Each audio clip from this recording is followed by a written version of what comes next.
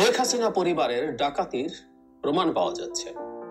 ওনারা ডাকাত ছিলেন, ওনারা স্রেফ ডাকাতি করেছেন এই দেশে বসে। এই ডাকাতদের ডাকাতি আসলে আমাদের সামনে আনা দরকার, সেই ডাকাতির প্রমাণ খোঁজা দরকার এবং এই ডাকাতিকে ওভারলুক করা যাতে না হয়। এই ডাকাতি যেটা আমাদের অতীতের সঞ্চিত সম্পদ ধ্বংস করেছে, তার সময়ে যেটা বর্তমান ছিল 15 বছরের সম্ভাবনা শেষ করেছে, নট অনলি দ্যাট, আমাদের ভবিষ্যৎ ধ্বংস করে দিয়ে চলে গেছেন এই ডাকাতরা, শেখ ডাকাতরা।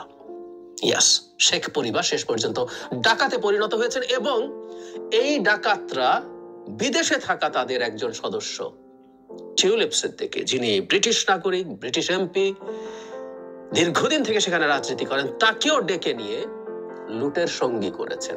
একটা পরিবার কতটা পচে যাওয়া হতে পারে, কতটা ইতর হতে পারে, আমরা সাম্প্রতিক সময়গুলোতে দেখছি। পুরো পরিবারটা, শেখ হাসিনা, শেখ রেহানা, তাদের সন্তানরা, এভরিবডি যারা দেশে ছিল, শেখ রেহানার পুত্র ববি, শেখ হাসিনার পুত্র জয়, তার কন্যা পুতুল, কে কাকে ইত্রামিতে ছাড়িয়ে যাবেন, নোংরামিতে ছাড়িয়ে যাবেন, সেটাই আসলে আমরা দেখেছি।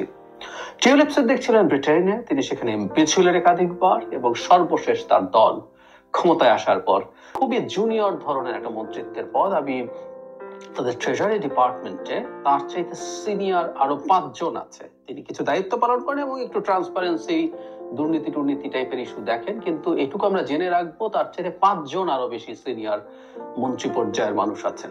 সম্প্রতি আমরা খেয়াল করেছি যে শেখ হাসিনার সাথে জড়িত লোকজনের কাছ থেকে ফ্ল্যাট নেওয়া, রূপপুর পারমাণবিক বিদ্যুৎ কেন্দ্রে দুর্নীতির সাথে জড়িত থাকা ইত্যাদি নানান কিছু। নট অনলি দ্যাট, তার নির্বাচিত হওয়ার ক্ষেত্রে আওয়ামী লীগের, লন্ডন আওয়ামী লীগের লোকজন তাকে সাহায্য করা, তার আওয়ামী লীগের সাথে ইনভলভ থাকা, নানান ইস্যুতে নানান কথাবার্তা হচ্ছে এবং আমরা অধীর আগ্রহে অপেক্ষা করছি, এই জাতীয় অপেক্ষা করছে এই শেখেরও পতন দেখার জন্য আমরা উন্মুখ হয়ে আছি। পদত্যাগটা তাকে সরিয়ে দেওয়া উচিত ছিল। আমাদের আজ সেলিব্রেট করার দিন, যেখানে যেখানে এই পরিবারের কেউ কোনো না কোনো ভাবে হিউমিলিয়েটেড হবে, বিচারের মুখোমুখি হবে, সেটা আমাদের আনন্দের দিন।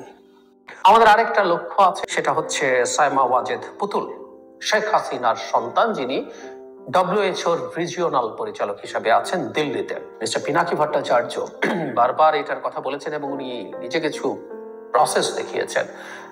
আমাদের সরকারের উচিত হবে তার সাথে যোগাযোগ করে তাকে সাথে রেখে এই প্রসেসটা শুরু করা। পুতুলকে যদি তার পদ থেকে সরিয়ে ফেলা যায়, এটা আরেকটা বড় বিজয় হবে, এটা খুব বড় বিজয় হবে।